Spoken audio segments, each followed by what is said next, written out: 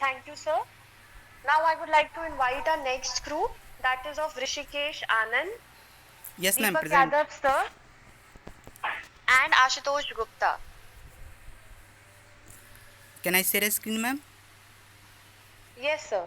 Yes, Rishikesh. I think it is visible. My No, presentation Rishikesh, is your screen showing. is not visible.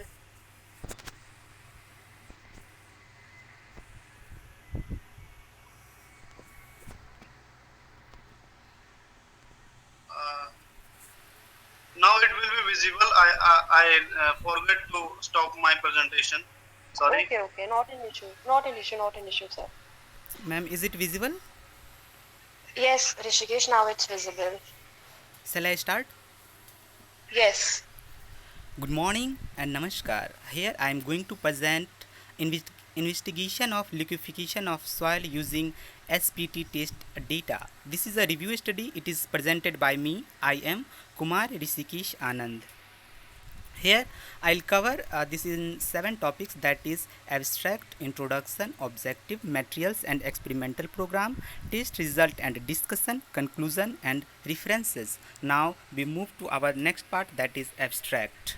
Here in this paper we have presented about liquefaction of soil and liquefaction susceptibility limit is studied. Here in liquefaction we can see the what is liquefaction. So liquefaction is a conversion of soil state from solid state to the liquefied state during a cyclic loading condition in undrained condition. So whenever the pore water pressure between soil grains is increased, then it then it causes silty and softer the soil grain to compress. Thus, the result, the soil grains are surrounded by the water and it loses its load bearing capacity and it behave like a liquid. Thus, this is called as the liquefaction of soils. Now, here we have studied some research papers and we move to our further next part, that is introduction.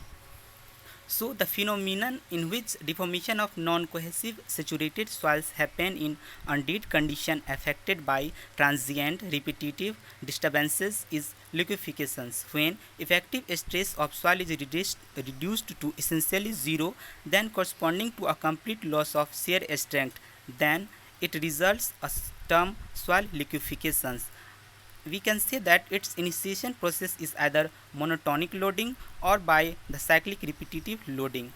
Here the area which is close to near water bodies, that is ponds, lakes, rivers, where the liquefaction phenomenon has more destructive power. Now we move to further part, that is soil instability due to water inflows, earthquakes and other causes. Liquefaction can cause severe damage or sometimes even complete destruction of building and infrastructure. Now we move to our next slide, that is soil liquefaction. Here we can see that the picture perception of soil liquefaction. Here we can see from the left side figure, that is the building is situated over a stable soil. Here we can see that loosely packed grains of soil are held together by friction. Here pore spaces are filled with water. Now we can see here, that is the pore water is the pore spaces are filled with water, and here the drainage condition is not possible.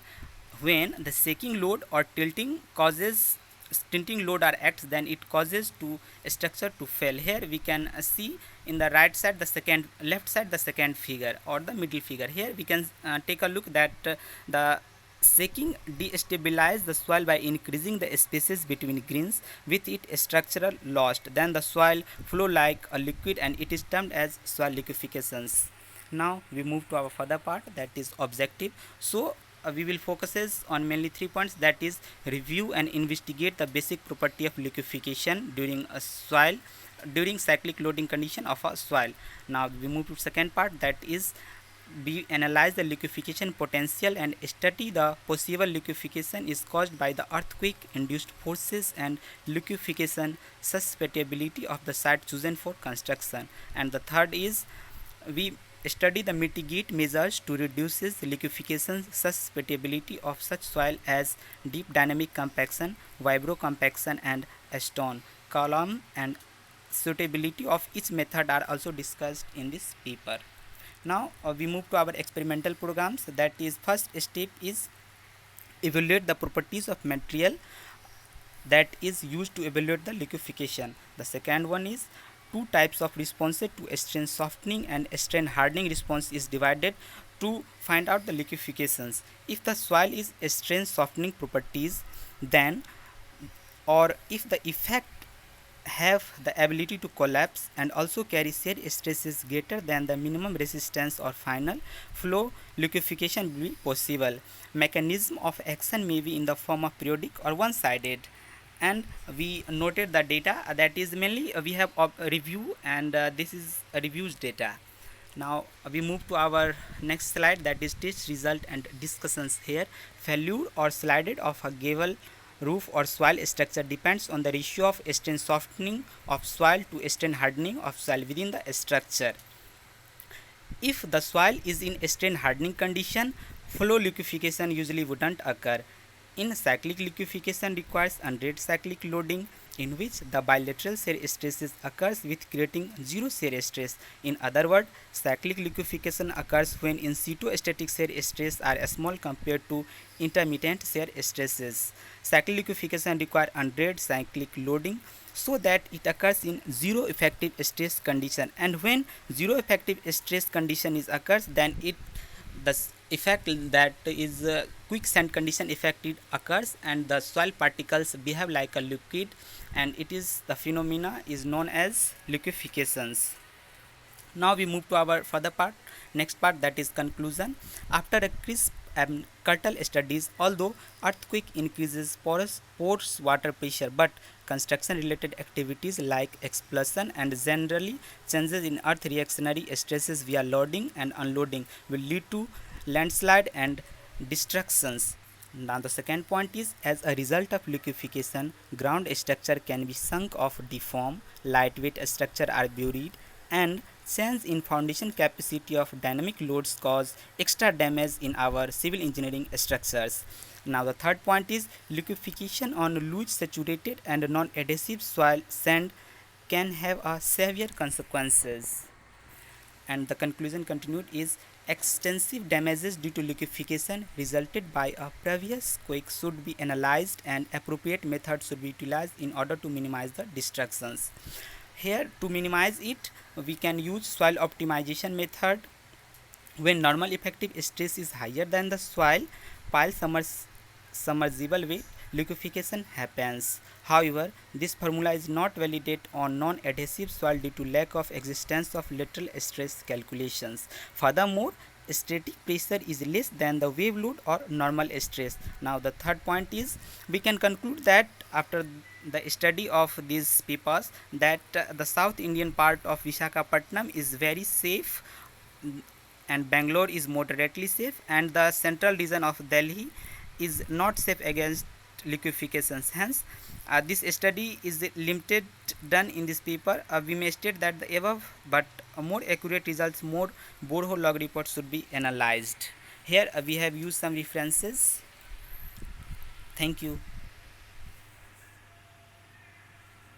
Thank you, Rishikesh. It was a good presentation.